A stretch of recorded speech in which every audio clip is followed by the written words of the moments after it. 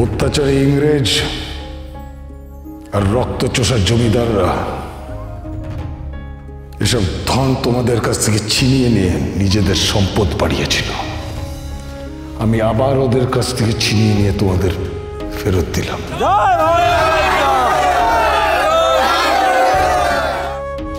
আমি যেন আজীবন ওই ইংরেজ আর তাদের তোষামতকারী জমিদারদের ঠিক এইভাবে দমন করতে পারি, বাংলার মানুষের মুখে হাসি ফোটাতে পারি, ইংরেজদের দেশ ছাড়া করতে পারি।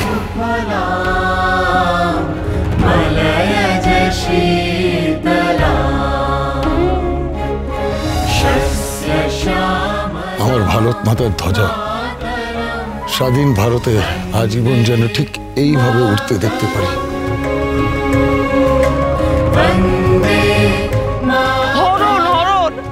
মায়ের মুকুটের থেকে রক্তমুখী নীলা হরণ করে নিয়ে গেছে। কি? জয়রাম সিং এর এত সাহস যে ভবানী মায়ের গয়না লুট করে? শুধু কি তাই, ওই যে ফিরিঙ্গি সাহেব আছে না, গুডল্যান্ড না কি নাম, তাকে আবার উপহার দেবে বলেছে ওই নীলা। ইংরেজরা শুধু লুট করতে এসছে, এরা দেশবাসীর কোনো মঙ্গল চায় না।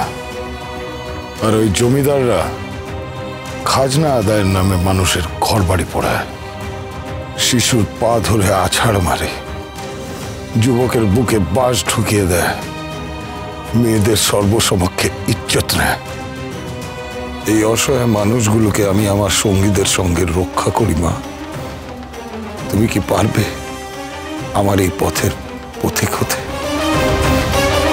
আপনি যা চাইবেন তাই হবে বাবা।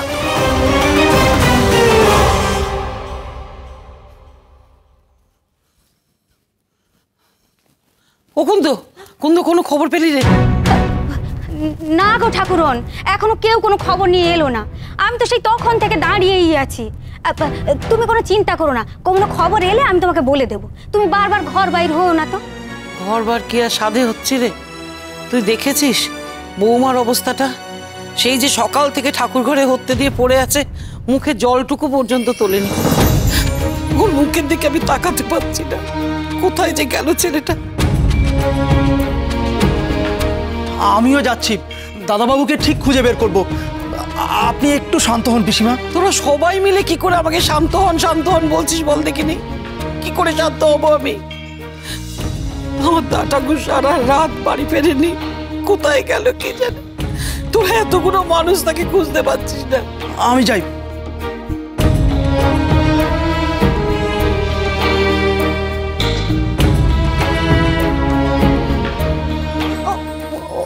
ওই তো ছোট বৌমনের পালকি চলে এসছে।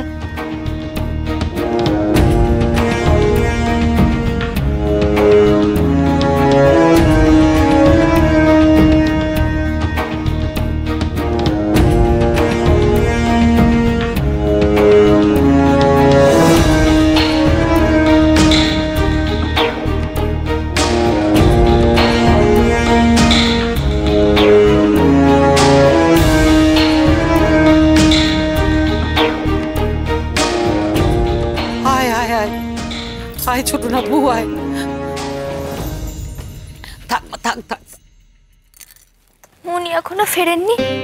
না রে, সকলে খুঁজতে বেরিয়ে গেছে, কিন্তু এখনো কোনো খোঁজ পাওয়া যায়নি। কিন্তু মা, তুই খবর পেলি কি করে? বাবা মাসে আমাদের বাড়িতে লোক পাঠিয়েছিলেন ওনাকে খুঁজতে। সাগর এলি, তোর বাবা তোকে আসতে দিলেন?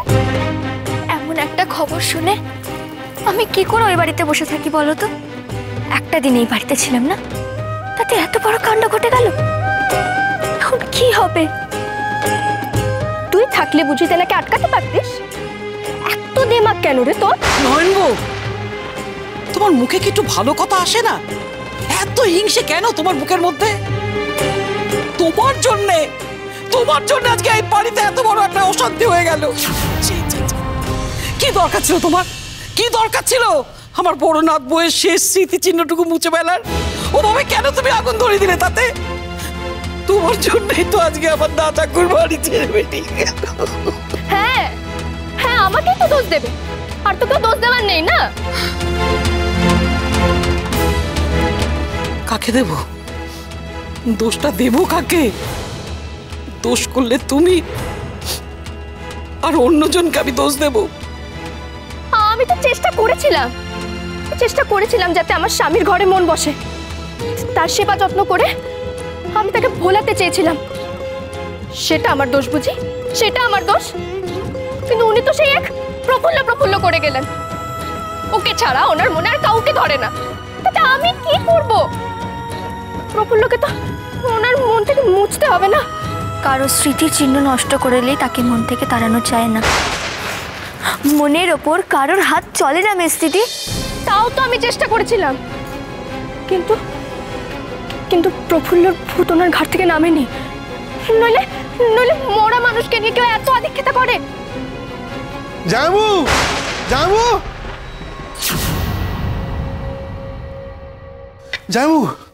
কি হলো? ব্রজো কোথায়? খোঁজ পাওনি?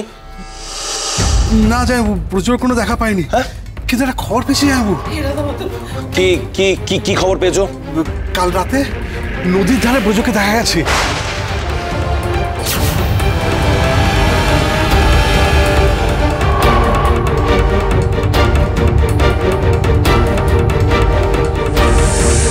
রাতের বেলা নদীর ধারে? হ্যাঁ। ও মা গো, কি সর্বনাশে কথা গো! প্রফুল্লর ভূত নাকি এখনো ছাড়লো না। শেষে এবার নদীর জলে ডুবিয়ে মারবে নাকি? অলক করে কথা বলো না, চুপ করো। রাধা মাধব, আমার দাদাকে ভালো রেখো, এতক্ষণে এই খবর আনতে পারলে? আমাদের দিয়ে কিচ্ছু হবে না, যা করার আমাকেই করতে হবে। চলো যাই।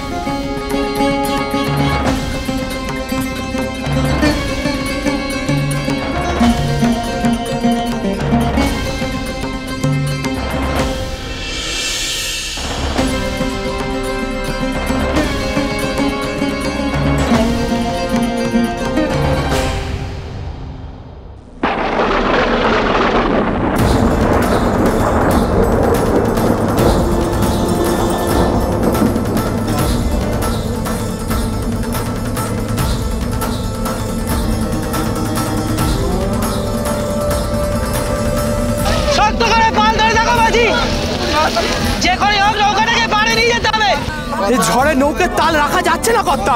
এ নৌকো পাড়ে ফেরানোর আগেই ডুবে যাবে। আপনি বরং ঝাঁপ মারুন, ছাত্রে অন্তত পারলে পৌঁছে যাবেন। এ তুমি কি বলছো বাজি? নৌকাতে মেয়ে মানুষরাও আছে, তারা কিভাবে পারাবে? তো আমি কি করবো কর্তা? এই কারণে বলেছিলাম ঝড়ে নৌকো আনবনি। আপনি বাঁচলে বাপের নাম, আপনি থাকুন, আমি চললুম।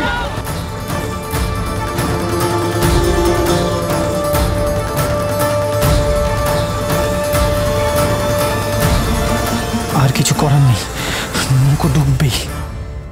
শুধু সময়ের অপেক্ষা। কি করি এখন, কি করি?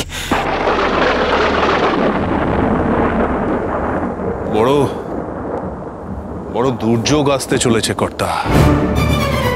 একেই এলাকাটা ভালো নয়, তার উপরে আবার যদি দুর্যোগ আসে। পাহারা যেন করা হয় না, কোনো গাফিলতি যেন না হয়। আমাদের লিটলটা যেন রাতে ঘুমিয়ে না পড়ে। তুমি নিজে রাতে সতর্ক থাকবে। যে আজ্ঞে কর্তা।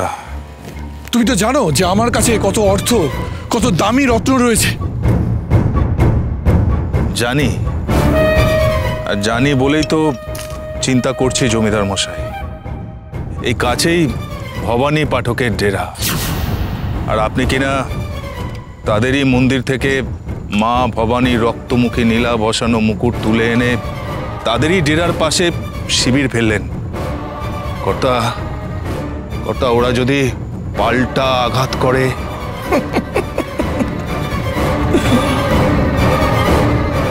তুমি শুধু ভয় পাচ্ছ নায়েব। আমার কাছে যা লোকবল আছে তা ভবানীর কল্পনাতীত। শুধু আমাদের লোকেদের একটু সতর্ক থাকতে হবে। আমি তো চাই ওরা আসুক, আক্রমণ করুক, তাহলে মুকুটের সাথে ভবানীকে আর ওর দলের লোককে আমি গুডল্যান্ড সাহেবের কাছে ভেট দেব।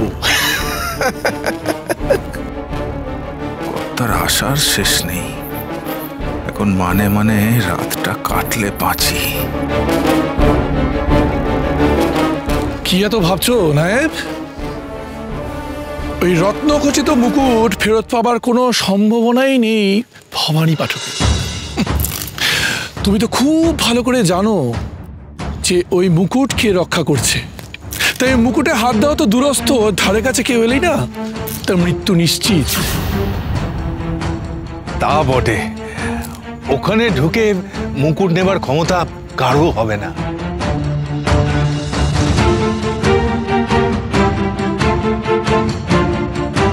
তাই তো বলছি নায়েব, অত চিন্তা করো না। ভবানীর ডাকাত দল এখানে লুট করবে এত ক্ষমতা ওদের নেই। যাকে আমি ভেতরে বিশ্রাম করছি, তুমি চারিদিকে একটু কড়া নজর রেখো।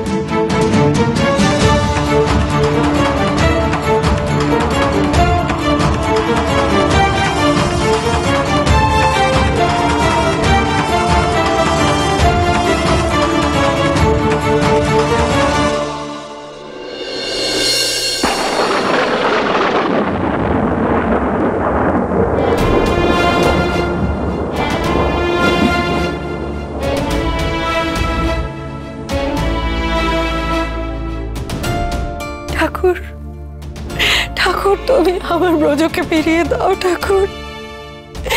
এই ঝড় বাদলের রাতে আমার ছেলেটা কোথায় কি জানে, তুমি শুধু ওকে সুস্থ শরীরে ফিরিয়ে দাও ঠাকুর। আমি তোমাকে জোড়া সিটনি দেবো, আমার ব্রজকে তুমি ফিরিয়ে দাও। বাইরে খুব ঝড় বৃষ্টি হচ্ছে। আচ্ছা, এত রাত হয়ে গেল, এখনো তো ওনারা কেউ ফিরলেন না, কেউ খোঁজ নিয়েও এলো না। কি হবে মা? আমি কি করবো কিচ্ছু বুঝতে পারছি না সাগর। কুন্দ, কুন্দ। হ্যাঁ গিন্নিমা। জমিদার মশাইরা কেউ ফিরলেন না তো। ও ফেরেননি এখনো? আচ্ছা শোন, তুই দরওয়ানকে বলবি সদর দরজা যেন একদম খোলা থাকে, আর তুইও কিন্তু সজাগ থাকবি। ওখান থেকে কেউ ফিরলে আমাকে তক্ষুনি খবর দিবি, কেমন? মনে থাকে যেন। যা।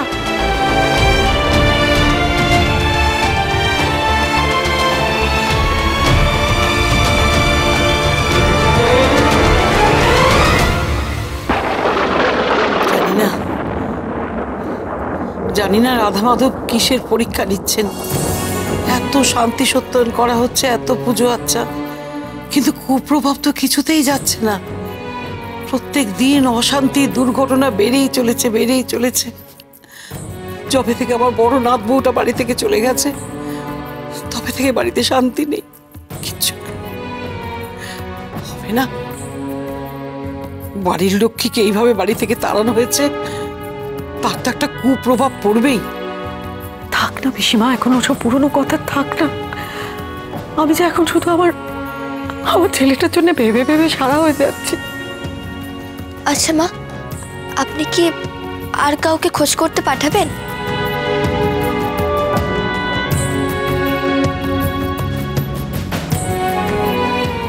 কাকে পাঠাবো সাগরবু? এই দুর্যোগের রাতে কে যাবে ওদের খোঁজ করতে? তাছাড়া তোমার শ্বশুরমশাই যখন গেছেন আমার ব্রজর খোঁজ করতে, তখন নিশ্চয়ই উনি আমার ছেলেটাকে ঠিক খুঁজে বার করবেন। আমি সারাক্ষণ রাধা মাধবকে ডাকছি, ঠাকুর আমার নাতিটার যেন কোনো বিপদ না হয়। সে না হয় আপনি বলছেন কোনো বিপদ হবে না, কিন্তু যার ঘরে অতৃপ্ত আত্মা ভর করে তাকে কি স্বয়ং ভগবান রক্ষা করতে পারেন? তাছাড়া তিনি তো ভূত তাড়ানোর কোনো মন্ত্রও জানেন না। ভূতে যদি ঘাড় মটকায়, কে বাঁচাবে এই ঝড় জলের রাতে? তুমি চুপ করো।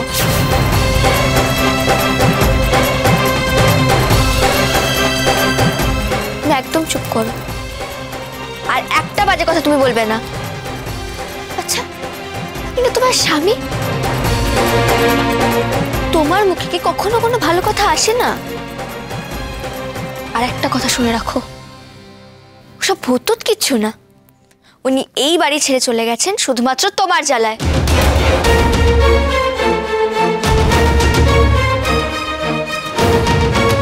এর জন্য শুধুমাত্র তুমি দায়ী। আর এটা তুমি যতই ঢাকা দেওয়ার চেষ্টা করো না কেন, আমি সবটা খুব ভালো করে বুঝতে পারছি। খবরদার, খবরদার ছোট, মিছে কথা বলবি, তোর জিভ খসে পড়বি। তুই বোধহয় ভুলে যাচ্ছিস তোর মতো আমি শ্বশুর ঘরে বেড়াতে আসি না, আমি এখানেই থাকি। আমি ওনার ঘরণী গৃহিণী, তাই আমি কখনো চাইবো না যে সে বাড়ি ছেড়ে চলে যাক। তাহলে তুমি প্রফুল্ল দিদির চিঠিটা পোড়ালে কেন? চিঠিটা না পোড়ালে এই অঘটন তো ঘটতো না। তুমি দেখছো না প্রফুল্ল দিদি গত হয় তিনি কতটা ভেঙে পড়েছেন। আমরা সবাই মিলে কোথায় থেকে স্বাভাবিক করার চেষ্টা করছি, আর তুমি তুমি সেখানে প্রফুল্ল দিদির সম্পর্কে একটার পর একটা বাজে কথা বলে তাকে রাগিয়ে দিচ্ছ। মলো যা, তুই দেখছিস শুধু আমাকেই দোষের ভাগে করতে এসেছিস। যা সত্যি সেটাই বলেছি। প্রফুল্ল দিদি বেঁচে থাকতে ওকে তো দুধটা শান্তি দাওনি। উঠতে বসতে অপমান করেছো, অপবাদ দিয়ে গেছো, কিন্তু কিন্তু আজ তো সে সবকিছুর ঊর্ধ্বে।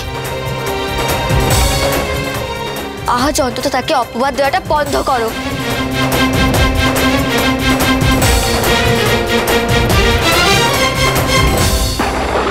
তুই জানিস না, হয় রে হয়, মানুষ এরকম অতৃপ্তি নিয়ে মারা গেলে এরমই হয়। আমার এক মামা তো বোন ছিল। নয়ন বউ, তুমি চুপ করবে?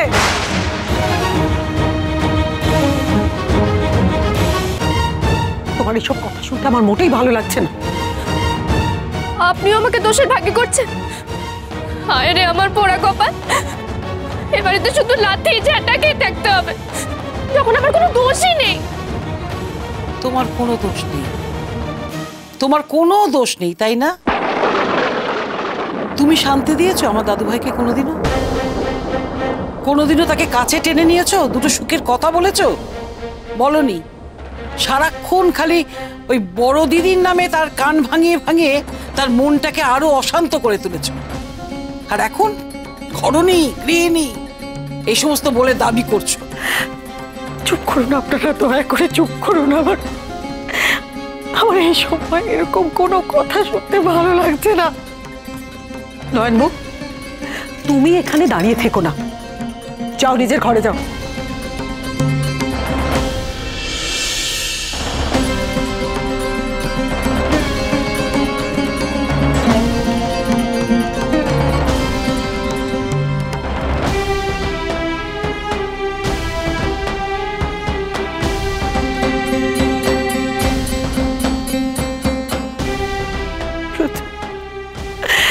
বাবা মার কোথায় গেলি তুই? কোথায় গেলি? তোকে তোকে মাটার কথা একটা বারো মনে পড়ে না বাবা? একটা বারো মনে পড়ে না? আর তুই দূরে থাকিস না বাবা, এবার ফিরে আয়, ফিরে আয় বাবা মার। ঠাকুর, ঠাকুর, আমার ব্রজকে তুমি ফিরিয়ে দাও ঠাকুর, আমার ব্রজকে ফিরিয়ে দাও। রক্ষা করো ঠাকুর, রক্ষা করো।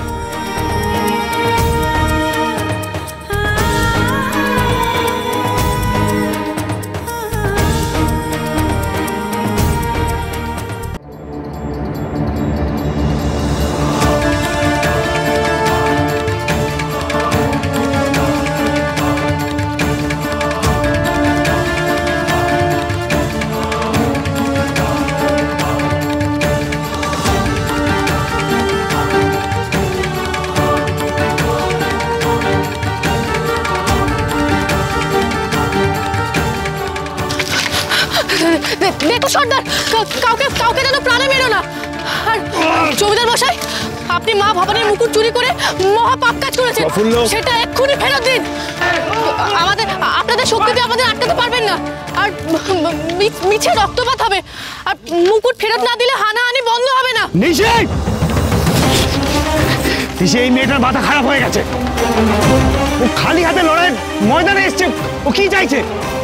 ও হয় আমাদের মারবে না নিজে মরবে। ওর কি মনে হয় এই শয়তান জমিদারের কথা শুনবে? মুকুট যদি নিতে হয় তাহলে এইভাবেই নিতে হবে। সবাই অস্ত্র ফেলে দাও, নাকি তুমি ওকে মেরে দেবো।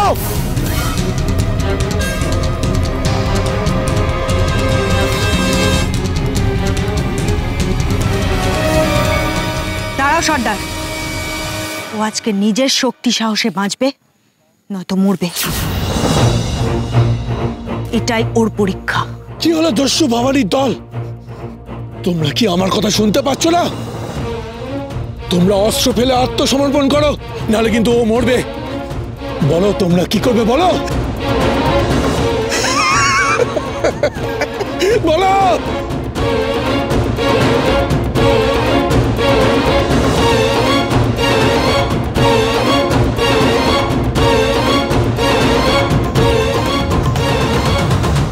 ওই তো মা ভবানীর মুকুট। যেও না, জয়রামকে এত সহজে বিশ্বাস করাটা উচিত হবে না।